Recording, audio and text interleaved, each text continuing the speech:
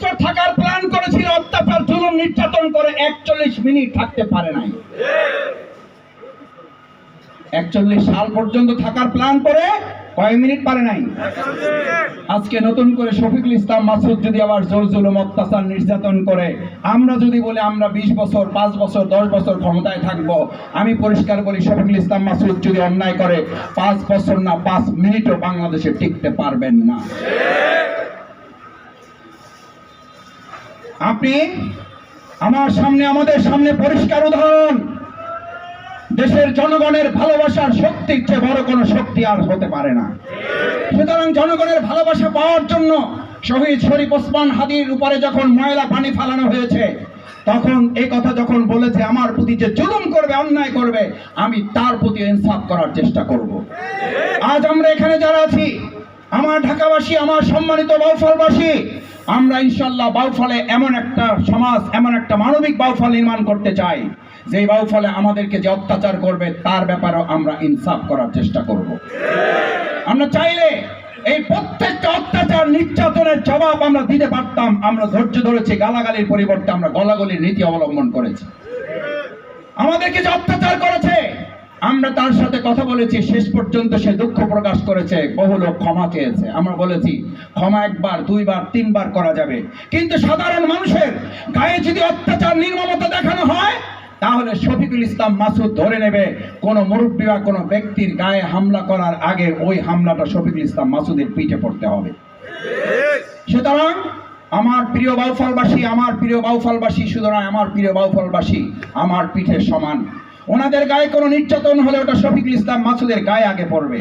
তাদেরকে অত্যাচার নির্যাতন গালাগালি করা হলে ওটা শফিকুল ইসলাম মাসুদকে আগে কষ্ট দেবে। আমরা এরকম একটি মানবিক বাউফল বিনির্মাণ করার জন্য যদি চেষ্টা চালাই, আমি আপনাদের কাছে কি আশা করতে পারি এরকম একটা বাউফলের জন্য আমরা সবাই কাঁধে কাঁধ মিলিয়ে হাতে হাত মিলিয়ে আমরা কাজ করব? একটু রাজি আছি সবাই ইনশাআল্লাহ? দেখি সবাই, আল্লাহ আপনি হাতগুলা কবুল করেন। আল্লাহ শহীদ শরীফ ওসমান হাদির শাহাদাতের তামান্নায় আমাদেরকে উজ্জীবিত হয়ে ঢাকা আমাদের প্রিয় বাউফলকে গড়ে তোলার তৌফিক দান করেন। আমাদের প্রিয় বাউফলকে একটা মানবিক বাউফল হিসেবে আপনি কবুল করেন। সমস্ত অত্যাচার নির্যাতনের জবাব যেন আমরা ব্যালটের মাধ্যমে দিতে পারি, সেই তৌফিক আপনি দান করেন। আমার ভাই এবং বন্ধুগণ, আমি আপনাদের কষ্ট বাড়াতে চাই না, দুটো কথা বলে শেষ করতে চাই। আমি আপনাদের এখানে আজকে এসেছি, আমার সৌভাগ্য যে আপনাদের এত মানুষের সাথে যারা বসে আছেন তাদের চেয়ে অসংখ্য ভাইয়েরা দাঁড়িয়ে আছেন আশেপাশে। আমি আপনাদের একটা আশা পূরণে, আপনাদের সবচেয়ে ঢাকাবাসীর বেশি কষ্ট হয়। কষ্টটা কি? এখান থেকে যেতে যেতে যেতে যেতে শেষ পর্যন্ত এক জায়গায় গিয়ে ঘুম ভাঙে, অথবা ওখানে যেয়ে আবার নতুন করে ঘুমানো শুরু করতে হয়। সেই জায়গার নাম কি? বগা। আমি অনেকেই অনেক সময় আমাকেও কেউ কেউ বকাবকি করে, কয় মাসুদ ভাই আহারে আপনি আসেন, আসার সাথে সাথে দেখি ফেরি চলে আসে, এই তো পাওয়ার, এই তো ক্ষমতা। আমি বললাম ভাই এটা পাওয়ার না ভাই, ওনার ভালোবাসি, কি করব, আগেই খবর পাইয়ে যায়। অথবা কেউ বলে যে ভাই আসতেছে, একটু সময়টা বাঁচাবার জন্য যদি পারেন ফেরিটা একটু রাখেন। তা আমি তখন দেখি যে লম্বা সিরিয়াল, ওই সিরিয়ালের সামনে দিয়ে যখন আমার গাড়ি যায়, আমি গাড়ি থেকে নেমে যাই, নেমে গিয়ে আমি ভাইদের কাছে এইরকম একদম হাত জোর করে আমি মাপ চাই, ভাই আমার মাফ করে দিয়েন ভাই, আপনাদের গাড়ি রেখে আমার গাড়ি সামনে দিয়ে চলে যাচ্ছে, এটা অমানবিক, এটা ইনসাফ হয় নাই। কিন্তু যারা করতেছে আমি তাদের ঠেকাইতেও পারি নাই। কিন্তু একটা কাজ আমি করার চেষ্টা করতেছি। আমি এ পর্যন্ত 2 বার দেখা করেছি, আজকে 3য় দফা সড়ক যোগাযোগ উপদেষ্টার সাথে আমি দেখা করে আপনাদের এখানে এসেছি। আলহামদুলিল্লাহ উনি আমাকে আশ্বস্ত করেছেন, আমার সামনে উনি ফোন করেছেন সচিবকে, ফোন করেছেন, এটার অগ্রগতি কতটুকু আমাকে জানান। এবং উনি আমাকে বললেন আশা করি কম সময়ের মধ্যে একটা সুসংবাদ আপনারা জানতে পারবেন। আলহামদুলিল্লাহ আপনারা জানেন যে সেখানে বেশ কিছু কার্যক্রম ইতিমধ্যে পরিচালিত হয়েছে। ডিপিপির কার্যক্রম এখন প্রায় শেষ পর্যায়ে রয়েছে, সেখানে জমি অধিগ্রহণের কার্যক্রম পরিচালিত হচ্ছে। আশা করি ইনশাআল্লাহ আপনারা ঢাকাস্থ বাউফলবাসী যারা এই কষ্টের শিকার, আমি আপনাদের কষ্টের সাথে একমত হয়ে আমি আপনাদের কাছে ক্ষমা চাই যে কষ্টটা আপনার হচ্ছে, এই কষ্ট আমরা দীর্ঘায়িত হতে দেব না ইনশাআল্লাহ। আমার ভাইয়েরা, আমাদের আরেকটা সমস্যা কি? আমাদের সমস্যা হচ্ছে আমরা খাওয়া পড়ার সমস্যা না, আমাদের সন্তানদের হাতে মাদক তুলে তাদেরকে শেষ করে দেওয়া হচ্ছে। এবার একটা কথা বলতে চাই, শহীদ শরীফ ওসমান হাদি শাহাদাতের তামান্না, তার নৈতিকতা, তার চেতনা, ফজরের নামাজ পড়ে পড়ে যখন সে মসজিদে যেত আমার ঈর্ষা হতো। বিশ্বাস করেন রাসূল সাল্লাল্লাহু আলাইহি ওয়াসাল্লামের একটা হাদিস, যদি প্রকৃত মুসলিম দেখতে চাও তাহলে ফজরের নামাজ তার চেহারাটা কোথায় দেখা যায় এটা খেয়াল করো। সুবহানাল্লাহ।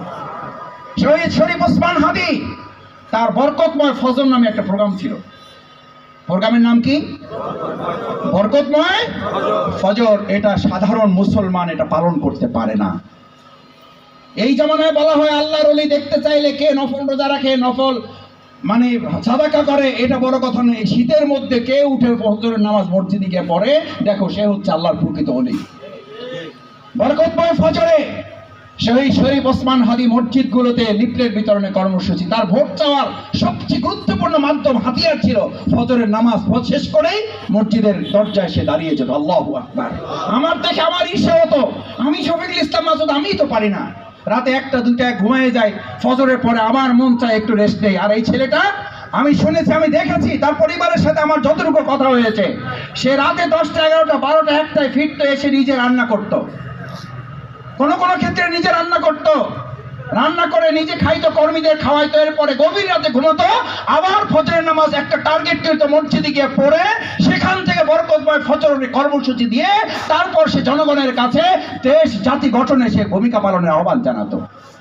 এই ওসমান শরীফ ওসমান হাদির বাংলাদেশে, আমাদের প্রিয় মাতৃভূমি বাংলাদেশ এবং আমাদের বাউফলে আমাদের এই তরুণ প্রজন্মের হাতে আর কাউকে অবৈধ অস্ত্র এবং মাদক তুলে দিতে দেওয়া হবে না। এবারে আমাদের ভূমিকা হবে, আমাদের সিদ্ধান্ত হবে, আমাদের সমর্থন হবে, আমাদের ব্যালটে এবার সিদ্ধান্ত হবে আমরা এবার মাদকের কবর রচনা করতে চাই, আমরা এবার অবৈধ অস্ত্র সন্ত্রাসের কবর রচনা করতে চাই। আমার ভাইয়েরা, এইটার সাথেও অনেকে একমত হয়। যেই আমরা বলি যে চাঁদাবাজের কবর রচনা করতে চাই, তখন কেউ কেউ মন খারাপ করে ফেলেন। আমরা মন খারাপের জন্য বলি না, কেউ মন খারাপ করবেন না।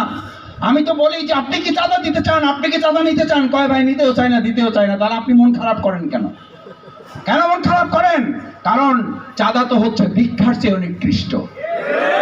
আমরা এবার সন্ত্রাস, মাদক, অবৈধ অস্ত্রের সাথে চাঁদাবাজিরও কবর রচনা করতে চাই, চাঁদাবাজিরও কবর রচনা করতে চাই। শরীফ ওসমান হাদি বলেছিল, এটা তার জীবনী আলোচনার অন্যতম দিক। আমি 500 ভোট পাবো। লোকেরা বলে শরীফ ওসমান হাদির তো কোনো টাকা নাই, কত ভোট পাবো? 500 ভোট পাবো। ওসমান হাদি হেসে দিয়ে বলেছিল, আলহামদুলিল্লাহ। ছেলেটার এই চেহারা আমার চোখের সামনে ভাসে।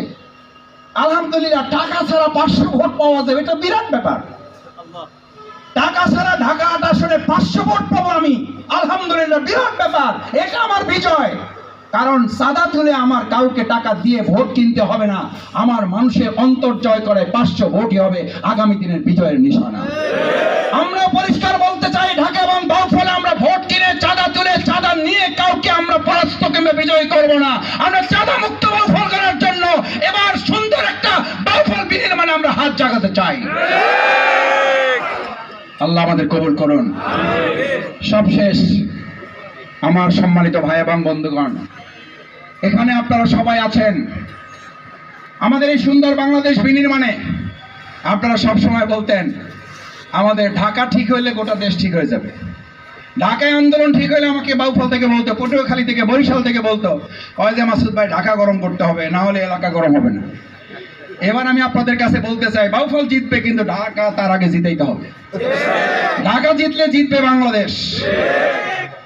আমাদের এখানকার দিনের আমাদের সম্মানিত প্রার্থী, আমার বহুদিনের আমার জেলখানার পার্টনার, উনি ওনার এলাকা থেকে ওনার বন্ধু বান্ধব, ভাই বোনদের সংগঠনে যারা যেত, খাবার নিয়ে ওনারে দিত, উনি আমাদের সবাই নিয়ে খাইতো। আমরা বলতাম আমরা তো আপনার বাড়িতে আছি, আপনি হলেন আমাদের হোস্ট, আমরা হইলাম আপনার গেস্ট। কারণ জেলখানা তো আপনার মধ্যে, জেলখানা মালিক আমরা ওনাকে বলতাম যে জেলখানা মালিক তো আপনি। আলহামদুলিল্লাহ, উনি সাহস, হিম্মত, বলিষ্ঠতা নিয়ে নয় এবং ন্যায় এবং সততা নিয়ে আমাদের যথার্থ যে সম্মান মর্যাদা দেখিয়েছে, আল্লাহ তাআলা ওনাকে মর্যাদাবান করুন। আমাদের এই ভাই, ইনশাআল্লাহ আপনারা ভবিষ্যতে এখানে যারা আছেন সবাই খেয়াল রাখবেন। সম্মানিত ভাই এবং বন্ধুগণ, আসুন আমরা আমাদের শহীদ শরীফ ওসমান হাদির জন্য একটু দোয়া করবো, হাত তুলবো আল্লাহর কাছে। আমরা সরকারের কাছে আহ্বান জানাবো, যদি আমাদের ঢাকার বাইরে, বাংলাদেশের বাইরে যদি লুকিয়ে থাকে, তো বাংলাদেশের বাইরে লুকিয়ে থাকা আসামি নিয়ে এসে বাংলাদেশে ফাঁসি হয়েছে না হয়নি? শহীদ শরীফ ওসমান হাদির আসামি পৃথিবীর যে প্রান্তে লুকিয়ে থাকুক, আজ হোক কাল হোক, তাকে নিয়ে এসে জনগণের আদালত এবং আইনের কাঠগড়ায় তাকে দাঁড় করানো হবে। এবং ভবিষ্যতেও যদি এরকম কেউ করতে চান, আমি আজকে এই কথাটা এখন পর্যন্ত কোথাও বলি না, আজকে আপনাদেরকে বলে দেই। যেদিন শরীফ ওসমান হাদির মাথায় গুলি লাগানো হয়, আমি তখন বাউফল এলাকায় গণসংযোগে থাকলে সাধারণত মোবাইল হাতে নেওয়ার সুযোগ পাই না। মোবাইল আমার হাতে আমি বের করতে পারি নাই। ফোন বের করেছি, দেখে অনেকগুলো মিস কল, অনেকেই ফোন করেছেন এই খবর দেওয়ার জন্য। তো প্রথমেই ফোন বাড়িরটা তো স্বাভাবিকভাবে ধরতে হয়, বাসার ফোনটা ধরেছি। বাসার ফোনটা ধরার পরে বাসা থেকে আমাকে দুটো কথা বলা হয়েছে, চোখের পানি ফেলতে ফেলতে, কাঁদতে কাঁদতে বলেছে, আগে আপনাকে নিরাপত্তার কথা স্মরণ করাতাম, নিরাপদে থাকবেন, নিজের দিকে খেয়াল রাখবেন। একটু আগে শহীদ শরীফ ওসমান হাদির মাথায় গুলি করা হয়েছে, জানি না এই ছেলেটা বাঁচবে না বাঁচবে না। এখন থেকে আপনার নিরাপত্তা নিয়ে আর কোনো ভাবনা নেই, আপনি দেশের জন্য ইসলামের জন্য কাজ চালিয়ে যান, প্রয়োজন হলে আপনিও শহীদ হবেন। আমি সেদিন তার চোখের পানির সাথে আমার সহধর্মিনী যখন এই কথা বলেছিল, আমি আমার সহধর্মিনীকে কথা দিয়েছি, তুমি যদি আমাকে সাহস দিতে পারো, আমিও তোমাকে আজকে কথা দিচ্ছি, ইনসাফ একটা বাংলাদেশ কায়েম করার জন্য, বৈষম্য মুক্ত একটা বাংলাদেশ কায়েম করার জন্য শফিকুল ইসলাম মাসুদ 4.5 বছর জেল খেটেছে, 67 দিন রিমান্ডে গিয়েছে, হুইল চেয়ারে 2.5 বছর আমি নামাজ পড়েছি। যখন সিজদায় কপালটা মাটিতে দিতে পারতাম না, আল্লাহর কাছে বলতাম, আল্লাহ আমি সুস্থ হওয়া আমার জন্য জরুরি না, কিন্তু আমার এতটুকু সুস্থ হওয়া জরুরি, আমার মাথার কপালটা যেন আমি জমিনে ঠেকাইয়া আপনাকে সুস্থ শরীরে একটা সিজদা দিতে পারি, আমাকে এতটুকু সুস্থতা আপনি দান করেন। আমি আমার সহধর্মিনী সেদিন বলেছি, তুমি যদি আজকে আমাকে বলতে পারো নিরাপত্তা নিয়ে আর কোনো ভাবনা নেই, ভাবতে হবে না, শহীদ ওসমান হাদিরাই যদি গুলিবিদ্ধ হয়ে চলে যায়, তাহলে আপনাদের মতো লোকদেরকেও এগুলো রুখে দেওয়ার জন্য জীবন বাজি রেখে শাহাদাতের তামান্না আপনাদেরকেও কাজ করতে হবে। আমি সেদিন আবার নতুন করে সিদ্ধান্ত নিয়েছি, আমি তো মৃত্যুর জায়গা থেকে ঘুরে এসেছি, আমি তো ক্রস পয়েন্ট থেকে আমাকে ঘুরিয়ে নিয়ে আসা হয়েছে, পিছনে 2 হাত বেঁধে আমাকে যখন জেল গেট থেকে আবার গ্রেফতার করে 4 দিন আমাকে গুম করে রাখা হয়েছে। আমার পরিবার জানতো আমি নেই।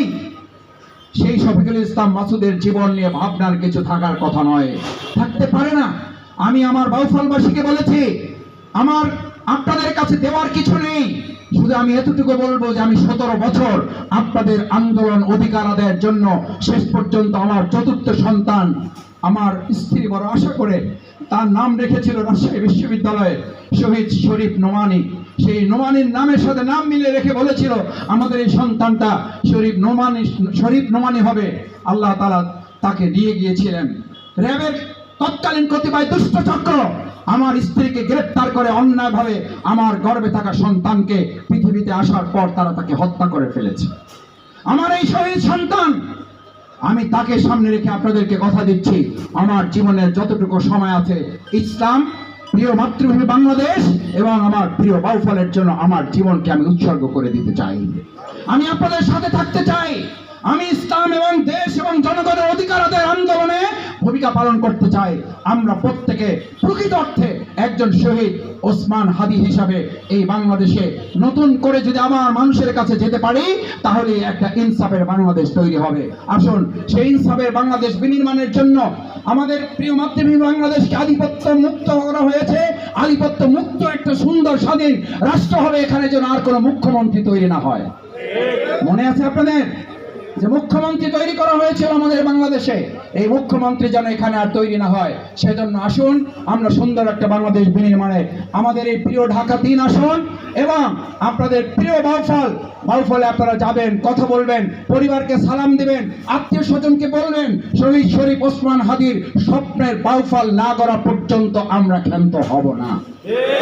সেই প্রত্যাশা ব্যক্ত করে প্রত্যেকের পরিবারের কাছে আমার পক্ষ থেকে আল্লাহর হস্তে সালাম বলবেন যে আপনাদের সন্তান, আপনাদের ছোট ভাই শফিকুল ইসলাম মাসুদ এসেছিল, সালাম বলেছে, দোয়া চেয়েছে, আপনাদের জন্য দোয়া করেছে এবং সুন্দর মানবিক ইনসাফের একটা বাংলাদেশ বিনির্মাণের জন্য আহ্বান জানিয়েছে। দল মত নির্বিশেষে এবার ইনসাফের বাংলাদেশ বিনির্মাণে আমরা সবাই ভূমিকা পালন করব ইনশাআল্লাহ। আল্লাহ আমাদের কবুল করুন। আমরা একটু দোয়া করতে চাই। আল্লাহুম্মা সাল্লি আলা সাইয়্যিদিনা ওয়া নাবিয়ানা শাফিয়ানা হাবিবানা মাওলানা মুহাম্মদ সাল্লাল্লাহু আলাইহি ওয়া আলিহি ওয়া সাহবিহি ওয়া বারাকা ওয়া সাল্লাম। আস্তাগফিরুল্লাহ।